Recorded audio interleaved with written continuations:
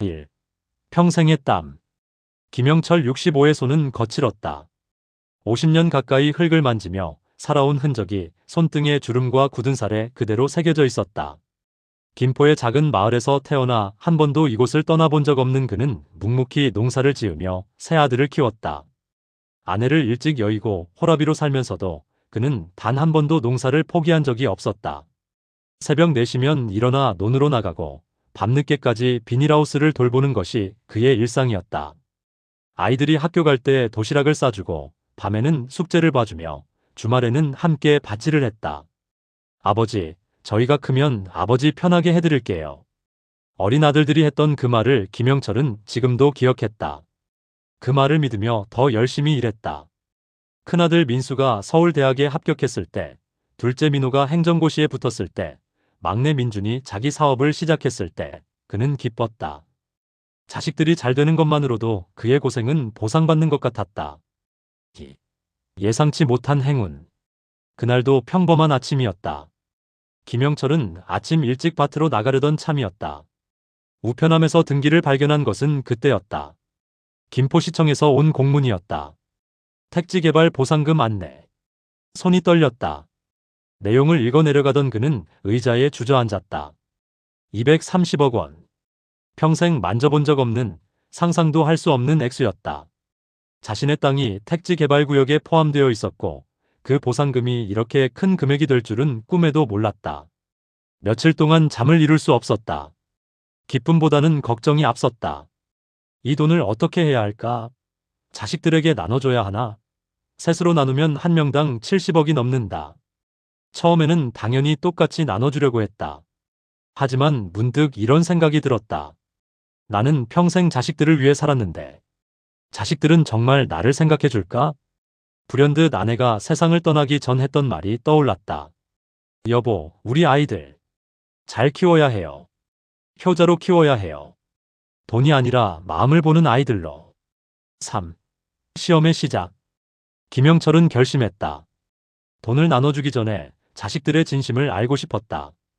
그들이 정말 아버지를 사랑하는지 아니면 이제는 부담스러운 존재로 여기는지 확인하고 싶었다. 그는 병원에 가서 진단서를 받아왔다. 물론 거짓이었다. 의사에게 사정을 이야기하고 협조를 구했다. 의사는 난색을 표했지만 김영철의 간절한 부탁에 결국 위암말기 진단서를 써주었다. 아버지, 이렇게까지 하셔야 합니까? 꼭 확인하고 싶습니다. 제 자식들이 어떤 사람들인지. 4. 큰아들의 집. 서울 강남의 고급 아파트. 큰아들 민수는 K대기업의 상무까지 올라간 성공한 사업가였다. 현관문을 열자 넓은 거실과 고급 가구들이 눈에 들어왔다. 아버지, 갑자기 웬일이세요? 며느리가 약간 당황한 표정으로 맞았다. 김영철은 소파에 앉았다. 민수 있나? 회사에서 곧 들어올 거예요. 저녁은 드셨어요? 아니.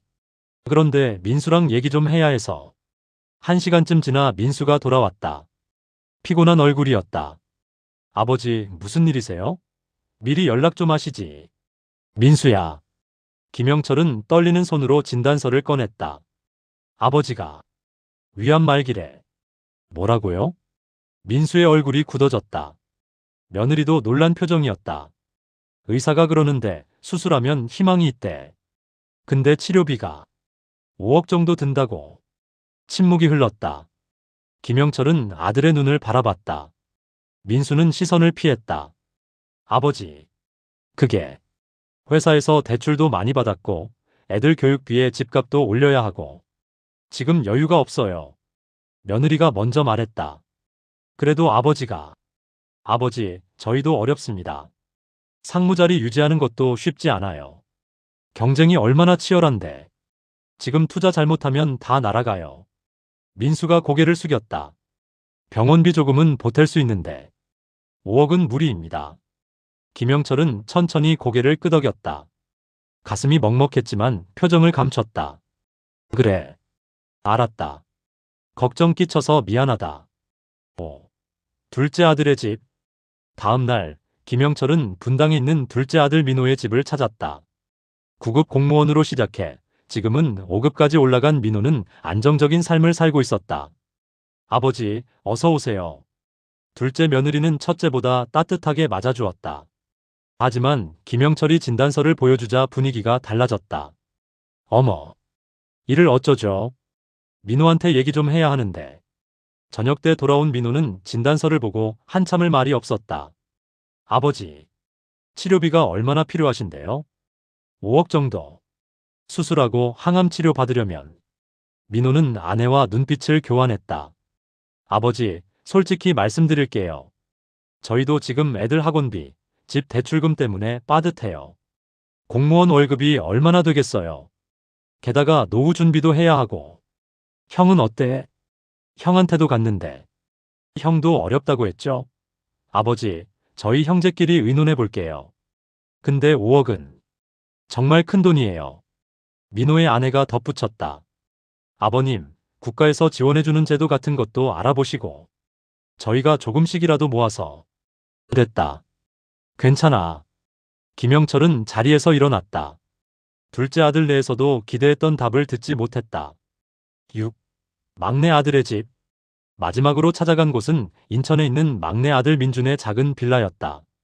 결혼한 지 3년밖에 안 된 막내는 작은 분식집을 운영하고 있었다. 장사가 나쁘지는 않았지만 아직 기반을 제대로 잡지 못한 상태였다. 아버지. 막내 며느리가 반갑게 맞아주었다. 좁은 집이지만 깨끗했고 따뜻한 느낌이 났다. 민준이는 가게 정리하고 곧 들어올 거예요. 저녁 드시고 가세요. 며느리가 정성껏 차린 저녁을 먹으며 김영철은 말을 꺼냈다. 사실 너희한테 할 말이 있어서 왔다. 진단서를 보여주자 며느리의 얼굴이 하얗게 질렸다. 아버님, 이게 무슨... 그때 민준이 들어왔다. 아버지, 무슨 일이세요? 진단서를 본 민준은 그 자리에 주저앉았다. 아버지, 정말입니까? 치료비가 5억 정도 든다는데. 민준은 한참을 말이 없었다. 아내의 손을 꼭 잡더니 눈물을 흘렸다. 아버지, 저희한테는 그런 큰 돈이 없어요. 가게에서 한 달에 300만 원 정도 버는데. 그래, 알아. 괜찮다. 하지만 민준이 고개를 들었다. 돈은 없어도 아버지를 모실 수는 있어요. 저희 집에서 같이 사세요. 제가 아버지 병원 모시고 다니고 아내가 식사 챙겨드리고 우리가 정성껏 모시겠습니다. 며느리도 눈물을 흘리며 고개를 끄덕였다. 아버님, 저희 집이 좁긴 하지만 방 하나 드릴게요. 제가 아침마다 몸에 좋은 음식 해드리고 병원도 같이 가겠습니다. 너희들 생활이 어려울 텐데. 아버지, 돈이 뭐가 중요해요? 아버지가 저를 어떻게 키우셨는데. 이제는 제가 아버지를 모실 차례입니다. 민주는 아버지의 손을 꼭 잡았다. 형들한테도 연락해서 같이 의논해 보겠습니다. 형들도 분명 힘을 보탤 거예요. 김영철은 더 이상 눈물을 참을 수 없었다. 막내 아들 부부는 돈은 없어도 진심이 있었다. 7. 형제들의 갈등. 일주일 후 김영철은 세 아들을 모두 불러 모았다. 장소는 김포의 작은 식당이었다. 아버지, 몸은 좀 어떠세요? 민호가 걱정스럽게 물었다. 그래. 괜찮다. 형, 우리 아버지 치료비를 어떻게든 마련해야 하지 않겠어? 민준이 말했다. 그게 쉬운 줄 아냐? 5억이 어디서 나와? 민수가 짜증 섞인 목소리로 답했다. 형도 대기업 임원이잖아. 나도 공무원이고. 우리 셋이 힘을 합치면. 야, 너는 아직 어려서 모르는구나. 세상이 얼마나 빡빡한데. 나도 대출받고 투자하고 하느라 여유가 없어. 그럼 아버지는 어떻게 하라고요? 국가 지원 같은 거 알아보면 되잖아. 김영철은 조용히 듣고만 있었다. 형들, 그럼 이렇게 합시다. 제가 아버지를 모시겠습니다. 저희 집에서 같이 사시고 제가 병원 모시고 다니겠습니다. 너는 돈도 없으면서 무슨... 돈은 없어도 정성은 있습니다. 형들은 돈이 있어도 마음이 없는 것 같네요. 뭐? 민수가 버럭 소리를 질렀다. 네가 뭘 안다고 그래? 우리가 얼마나 힘든지 알기나 해. 저도 힘들어요. 근데 아버지가 아프신데 돈 얘기만 하는 형들이 이해가 안 돼요. A씨. 민수가 자리를 박차고 일어났다. 민호도 난처한 표우로 따라 일어났다. 아버지, 죄송합니다. 저희가 더 알아보겠습니다. 두 형은 그렇게 떠났다. 민준만 남아서 아버지 곁을 지켰다. 아버지, 형들한테 실망하셨죠? 괜찮아요. 제가 있잖아요. 8. 진실의 고백. 그날 밤, 김영철은 오랜 고민 끝에 결심했다. 더 이상 거짓으로 자식들을 시험할 수 없었다. 특히 진심으로 자신을 걱정해주는 막내에게 거짓말을 계속할 수는 없었다. 다음 날, 그는 다시 새 아들을 불렀다. 아버지, 무슨 일이세요? 병원 결과 나왔어요? 민준이 걱정스럽게 물었다. 너희들에게 할 말이 있다. 김영철은 천천히 말을 이었다. 사실, 나는 위암이 아니다. 네. 세 아들 모두 놀란 표정이었다. 왜 거짓말을? 너희들을 시험하고 싶었다. 너희들이 정말 나를 생각하는지 아니면 이제는 내가 짐이 되었는지 알고 싶었다. 침묵이 흘렀다. 그리고 사실 아버지한테 돈이 생겼다. 돈이요? 김포 택지 개발 보상금으로 230억을 받았다.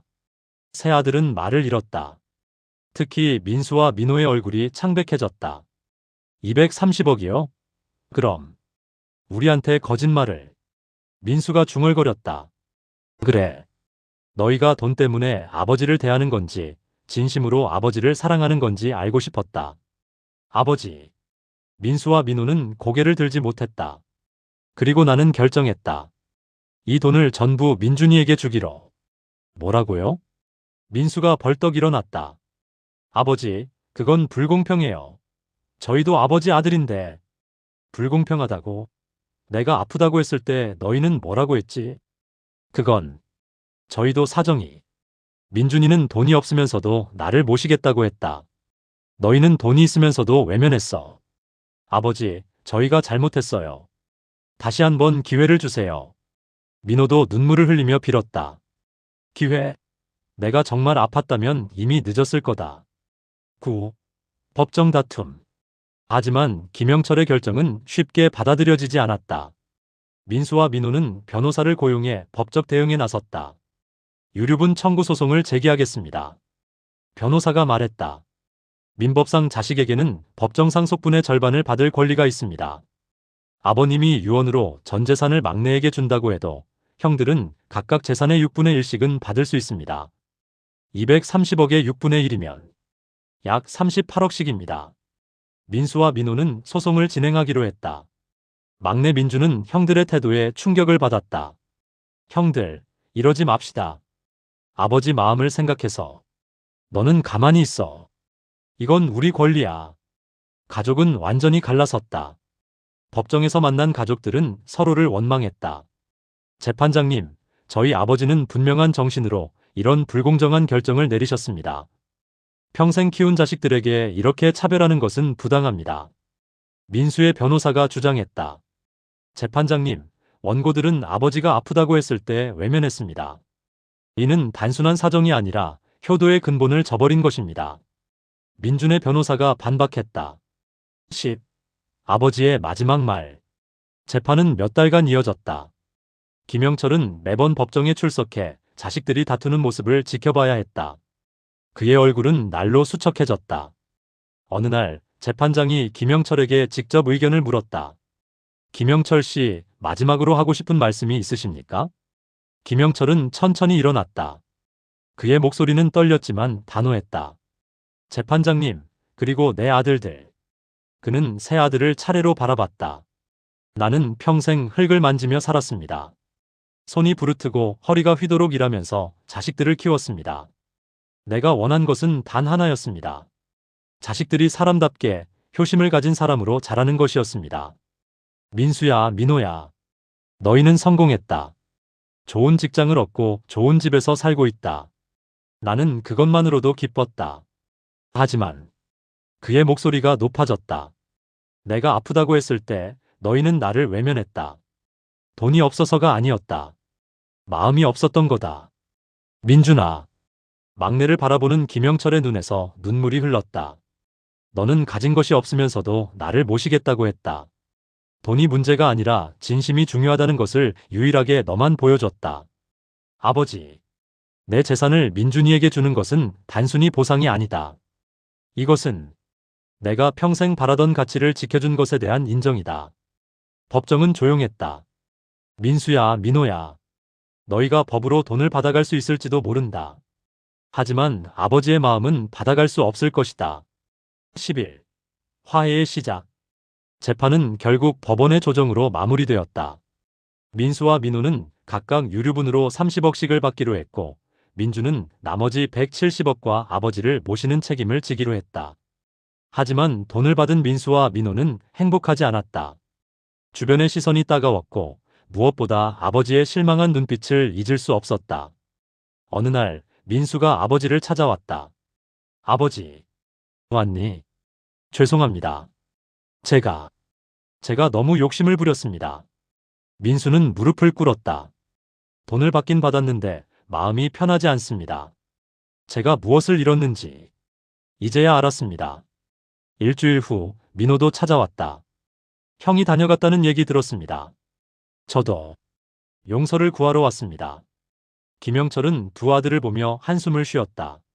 너희가 깨달았다면 다행이다. 하지만 한번 무너진 신뢰를 다시 쌓는 것은 쉽지 않을 게다. 알고 있습니다. 평생을 걸쳐서라도 다시 아버지의 아들다운 아들이 되겠습니다. 12. 3년 후. 세월이 흘러 김영철은 68세가 되었다. 그는 여전히 막내 민준의 집에서 살고 있었다. 민준은 보상금으로 큰 식당을 열었고 장사도 잘 되고 있었다. 하지만 변화가 있었다. 민수와 민호는 매주 아버지를 찾아왔다. 처음에는 어색했지만 점점 관계가 회복되어 갔다. 아버지, 이번 주말에 같이 낚시 가실래요? 민수가 물었다. 형, 우리 다 같이 가요. 가족끼리. 민준이 웃으며 말했다. 그래. 그러자. 김영철은 새 아들을 바라보며 미소 지었다. 비록 힘든 과정이었지만 그의 시험은 결국 자식들에게 중요한 교훈을 남겼다. 돈보다 중요한 것은 사람이고 성공보다 중요한 것은 마음이며 무엇보다 가족의 진심이 가장 귀하다는 것을.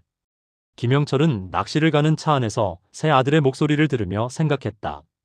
이 시험이 늦지 않았구나. 다행이야. 그의 얼굴에 평화로운 미소가 번졌다. 230억이라는 돈이 가져온 것은 갈등이었지만 그 갈등을 통해 가족은 진정으로 중요한 것이 무엇인지 깨달았다. 그리고 그것이 김영철이 평생 바라던 것이었다.